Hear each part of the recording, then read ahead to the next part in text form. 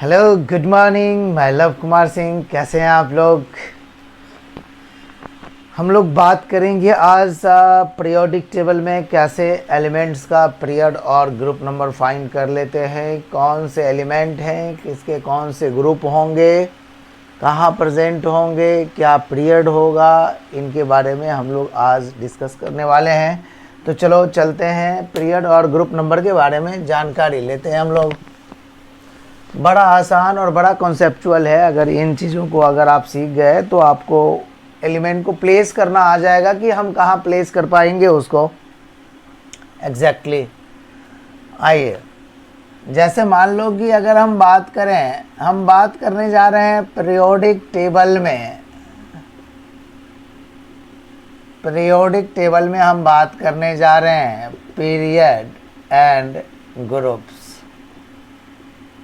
है ना। जो हमारा पीरियड होगा वो होगा total number of cell present in atom. जितना सेल प्रेजेंट होगा एटम में वो हमारा पीरियड कहलाएगा, है ना। अब हम अगर ग्रुप्स नंबर की बात करें how to find groups number के लिए अलग अलग रूल रेगुलेशन है। अगर हम बात करें सबसे पहले कि if electrons present in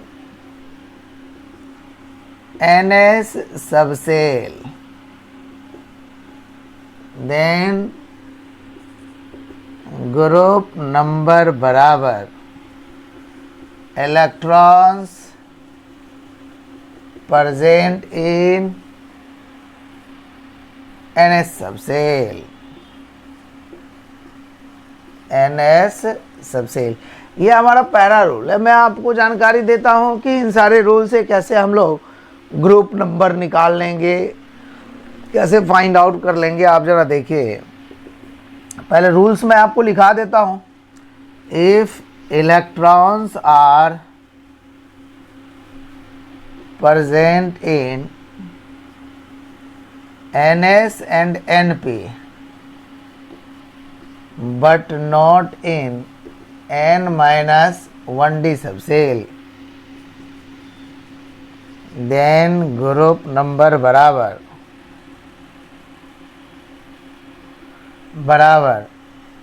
some of electrons in ns and np।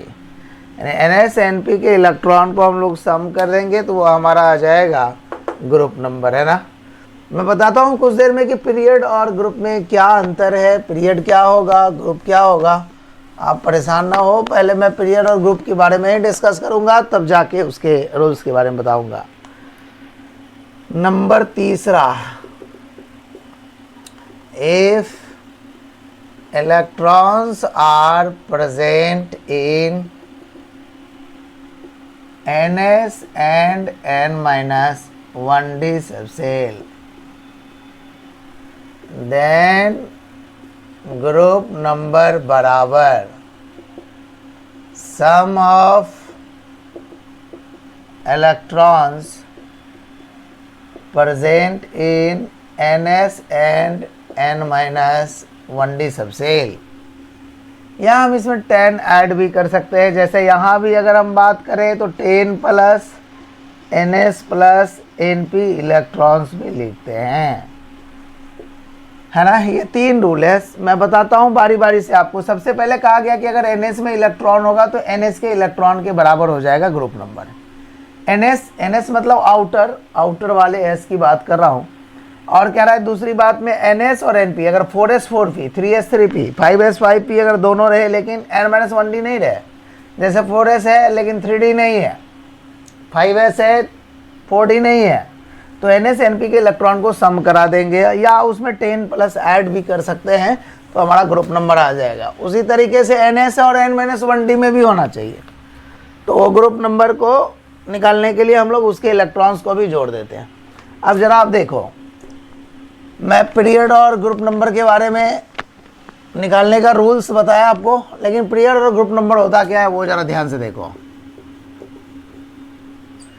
Period और ग्रुप नंबर दिखते नहीं है इधर,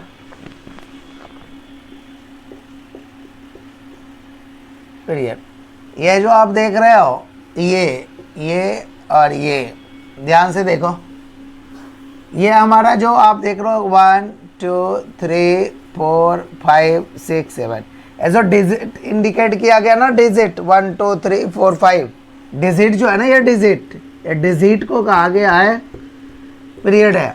और इधर जब लिखा जाएगा ना 1A 2A 3A 4A, इसी तरीके से लिखा जाएगा ना, है ना। तो ये 3A को 13B कहा जाता है, इसको 14A कहा जाता है, फिर आगे भी होगा। तो इस तरीके से ये जो आप कॉलम देख रहे हो ना, ये कॉलम वाले, जैसे मान लो एक को मैं दिखाता हूँ, जैसे मान लो हमने दिखाया यहाँ पे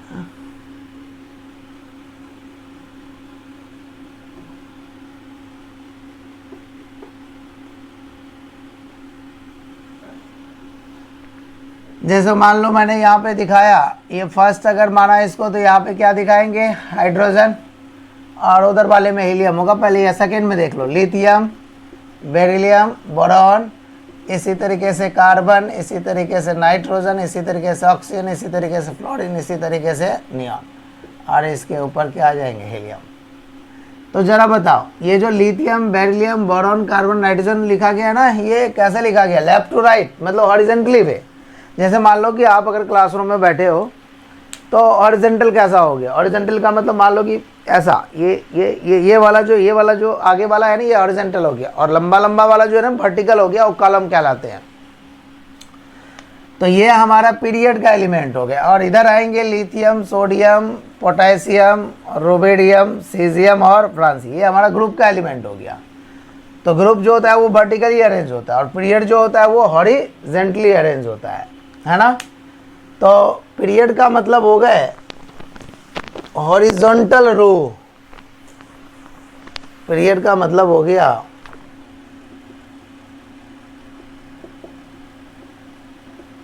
हॉरिजॉन्टल रोज, है ना।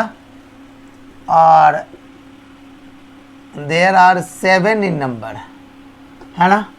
और जो ग्रुप्स होता है उसको कहते हैं वर्टिकल कॉलम,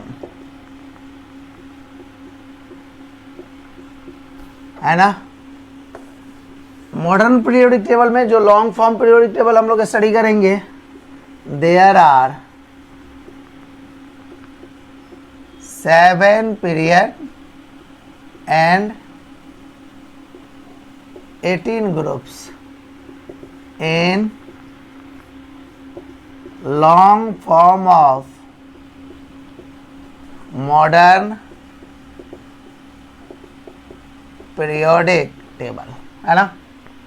अब जरा मैं अगर बात करूं, सपोज करो मैं अगर लिथियम की बात करूं, एटॉमिक नंबर 3 हो गए, तो कॉन्फ़िगरेशन लिखना पड़ेगा 1s2 2s1। अब बताओ हायर डिजिट कौन है, 2, तो ये आउटर हो गए NS। तो 2s है लेकिन 2p प्रेजेंट तो नहीं है, 2s दिख रहे हैं लेकिन 2p तो नहीं है। अब 2s है और 2p नहीं, मतलब NS है और NP नहीं है, इसका मतलब जो NS में इलेक्ट्रॉन प्रेजेंट है वो ग्रुप नंबर के बराबर होगा। और higher digit, total number of cell, ये पहला सेल ये दूसरा, तो टोटल नंबर ऑफ सेल कितने हो गए, 2। तो यहाँ अगर हम पीरियड की बात करें तो सेकेंड हो गए, है ना। और अगर हम ग्रुप नंबर की बात करें तो आप बताओ ग्रुप नंबर NS में कितना इलेक्ट्रॉन है, 1, तो हमने 1 लिख दिया, रोमन में लिख रहा है हमेशा ग्रुप को। और अगर सबसेल 2 टाइप का होता है, ये आपको जानकारी रखना है, मतलब सब ग्रुप, जो सब ग्रुप होता है वो 2 टाइप का होता है। एक होता है सब ग्रुप A, सब ग्रुप A होता है, और दूसरा होता है सब ग्रुप B, है ना। when last electron enters into S या पी सबसेल, एस या P subshell when last electron इंटर्स into D या एफ सबसेल। मतलब आपको बताया कि अगर लास्ट इलेक्ट्रॉन डी एफ में एंट्री करे तो बी क्या देंगे, और ए में एस और पी में एंट्री करे तो ए क्या देंगे। तो बताओ यहाँ का लास्ट इलेक्ट्रॉन एस में एंट्री किया तो इसका मतलब ये फर्स्ट ए वाले ग्रुप हो गए। अगर मान लो हम बेरिलियम की बात करें तो 4 होता है, 1s2 और 2s2, तो यहाँ भी ns2 है, इसका मतलब पीरियड तो सेकेंड ही रह जाएंगे और जो ग्रुप नंबर होगा वो सेकेंड ए हो जाएगा। इस बार 2 इलेक्ट्रॉन है। अगर हम बोरॉन की बात करें तो 1s2, 2s2 और 2p क्या हो जाएंगे 1। अब आप देखो यहाँ पर ns भी अवेलेबल है और np भी अवेलेबल है, तो जब ns और np अवेलेबल होता है तो दोनों के इलेक्ट्रॉन को सम करा देते हैं। पीरियड तो सेकेंड ही है, पीरियड तो सेकेंड ही है, लेकिन जब ग्रुप नंबर निकालेंगे तो दोनों के इलेक्ट्रॉन को सम करा देंगे। 2 1 कितना हो गया 3, तो ये थर्ड ए ग्रुप हो गया। इस प्रकार से तो हम लोग ग्रुप को डिसाइड कर ही लेंगे, है ना। तो ज़रा देखो, वीडियो पॉज करके हमेशा लिखा करिए और जिस समय तक पढ़ाता हूँ उस समय तक आप लिखिए नहीं, पढ़ करके देन आप अच्छे से फेयर करिए। अब अगर मान लो कि मैं बात करूँ अगर बोरॉन के बाद कार्बन का, तो 1s2, 2s2 और 2p क्या हो जाएगा 2, तो पीरियड तो अब भी सेकेंड है, लेकिन ग्रुप नंबर क्या हो जाएगा 2 और 2 कितना हो जाएगा 4। आप यहाँ 10 भी ऐड कर सकते थे, 10 + 3 बराबर 13 ए भी लिख सकते हैं। यहाँ 2 2 4 हो गए, 4 ए लिखिए या 14 ए लिखिए चलेगा। अब अगर मान लो अगर हमने नाइट्रोजन की बात की तो इसका कॉन्फ़िगरेशन 1s2, 2s2 और 2p3 हो गए, तो 3 2 कितना 5 हो गए। पीरियड तो सेकेंड ही है, लेकिन जो ग्रुप नंबर हो गए वो क्या हो गए 5 हो गए, यानी 15 लिख सकते हैं, 15 है ना। अब अगर मान लो कि हमने लिख दिया यहाँ पे स्कैंडियम का 21 का, तो 1s2, 2s2 हो गए, 2p6 हो गए, 3s2 हो गए, 3p6 हो गए और 4s1 हो गए। काउंट कर लो, 10 12 × 18, 18 2 20 और 1 21। अब देख लो आउटर हाइयर वाला कौन होगा, ये होगा। n के साथ क्या है ns मिल गया आपको, 4s तो मिल गए लेकिन 4p अवेलेबल नहीं है, कहीं नहीं है। लेकिन हाँ n बराबर अगर आपने 4 रखा है तो n - 1 बराबर 3 अवेलेबल है। n इक्वल अगर 4 हो गया तो n - 1 इक्वल 3 होगा, तो 3 है, लेकिन 3d वाला खोजना है क्योंकि रूल बताया कि ns np और ns n - 1d होना चाहिए। तो ns और n - 1d ये तो अवेलेबल है, दोनों के इलेक्ट्रॉन की जरूरत। पहले हायर डिजिट 4 है तो पीरियड तो 4th हो गया। अब अगर हम ग्रुप नंबर की बात करें तो दोनों के इलेक्ट्रॉन को जोड़ दो तो ये 3rd हो गए, और लास्ट इलेक्ट्रॉन किस में एंट्री किया है डी में। जब डी और एफ में एंट्री करें तो कैपिटल बी लिखते हैं, इसका मतलब है कि ये 3rd बी का ग्रुप का है, 3rd ए का नहीं 3rd बी ग्रुप का एलिमेंट है ना। मतलब हम आसानी से ग्रुप और पीरियड को फाइंड कर सकते हैं, इसमें कोई परेशानी नहीं है। अब थोड़ी बहुत तो जानकारी रखनी होगी, याद करनी पड़ेगी, तभी तो आप फाइंड कर सकते हैं। जरा मान लो कि अगर हमारे पास जिंक है 30 है, इसके ग्रुप नंबर नहीं पता है, मैं निकालना चाहता हूँ, तो शॉर्ट कॉन्फ़िगरेशन लिखो, आर्गन लिख देता हूँ, 18 हो गए, 4s2 और 3d10 हायर डिजिट 4 है, तो पीरियड तो 4th हो गए। और जब ग्रुप नंबर की बात करेंगे तो 10 2 कितना हो गया 12, 12 बी को हम लोग सेकेंड बी भी लिख सकते हैं, है ना। अब अगर मान लो कि हम अगर बात करें निकेल का 28 होता है, तो आप आर्गन लिख लो और 4s2 और 3d कितने हो गए 8।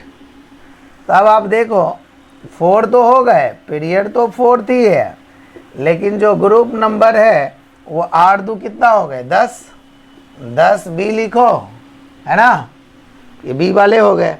अब इसी तरीके से आप किसी का निकाल सकते हैं, जैसे मान लो गैडोलिनियम का लिखा हमने 64 होता है, तो जेनॉन लिख दिया, याद है ये एक्सेप्शन में है। 6s2 हो गया, अब 4f8 हो गया। ये तो गलत वाला है, सही वाला क्या था, जेनॉन हो गया 6s2, अब 4f7, अब 5d1। तो मुझे f से मतलब नहीं है, मुझे ns से मतलब है और n-1d से मतलब। तो 2 1 कितने हो गए, 3। ये थर्ड b हो गए और पीरियड कितने हो गए, 6, हायर डिजिट पीरियड 6 हो गया। इस प्रकार से ग्रुप और पीरियड हम लोग किसी भी एलिमेंट का फाइंड आउट कर सकते हैं आसानी से। तो आपको हमने सिखाया कि ग्रुप जो होता है वो वर्टिकल कॉलम होता है, वर्टिकल कॉलम होता है वो ग्रुप होता है हमारा, है ना। और जो पीरियड होता है वो हॉरिजॉन्टली होता है, लेफ्ट टू राइट या राइट टू लेफ्ट भी कह सकते हैं आप उसको, है ना। उसके बाद हमने आपको बताया कि देखो पीरियड निकालने का तरीका है कि total number of cell count कर लो आप, वो पीरियड आ जाएंगे, या हायर डिजिट देख लो वो पीरियड हो गया, है ना। उसमें कोई कन्फ्यूज़न नहीं। लेकिन जब ग्रुप नंबर हम लोग डिसाइड करते हैं, सबसे पहला रूल ध्यान में रखते हैं कि लास्ट वाले इलेक्ट्रॉन अगर NS में है, NS S और P में है तो उसको A लिखते हैं, और D और F में लिखे कैपिटल B लिखते हैं। सब ग्रुप को 2 भागों में डिवाइड किया गया है ना। उसके बाद हम लोग ध्यान रखते हैं कि अगर NS में इलेक्ट्रॉन प्रेजेंट है तो इलेक्ट्रॉन NS का जो होगा वही ग्रुप नंबर के बराबर होगा। NS और NP में भी प्रेजेंट होगा तो दोनों के इलेक्ट्रॉन को सम कर देंगे, और या 10 जोड़ सकते हैं हम लोग उसमें। और NS और N-1d में होगा तो भी दोनों इलेक्ट्रॉन को जोड़ देंगे और वहाँ से ग्रुप नंबर फाइंड आउट हो जाएगा। तो हमने आपको आज सिखाया कि ग्रुप नंबर और पीरियड नंबर क्या होता है। फिर नेक्स्ट क्लास में आप इसको रिवाइज करके आए और फिर आगे की बात मैं आपको सिखाता हूँ नया चीज़। Thank you so much.